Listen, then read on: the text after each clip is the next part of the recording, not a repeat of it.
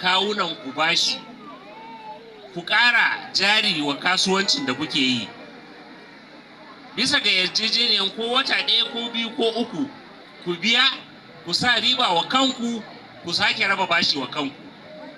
An yi haka? To na tabbata yau in an ce MEDA ba ta nan, ba mu tafi da ilimin wannan akwatin gata da kuke adashe da shi ba. Ko mun tafi da shi? Za ku ci gaba ko mun tafi za ku watsar? To fatanmu mu ga wannan abun kunnin kashi. Karamar hukumar Toro tana ɗaya daga cikin ƙananan hukumomin da suke tara kuɗi a akwati sama da miliyan 3.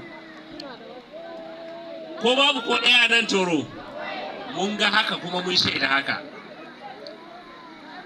A ce mata wanda ba su fi mutum 25 ba a ƙungiya sun tara kuɗin da ya kai miliyan 2, miliyan 3 su ya su raba wa kansu bashi.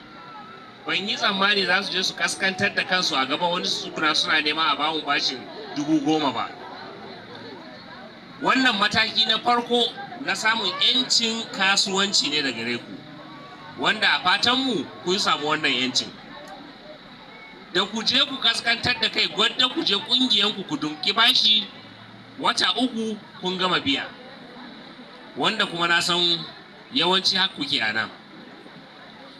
Abu na gaba, bayan mun ga kun tsaya da ƙafanku sai muka fara tunanin ta yaya za mu taimaka. Matakin farko muka ce ku zaɓi me kuke so. An yi haka? Idan kun zaɓa mu sai mu biya kashi nawa? Kashi nawa muke biya? Kashi 70, ku biya kashi 30. An yi haka?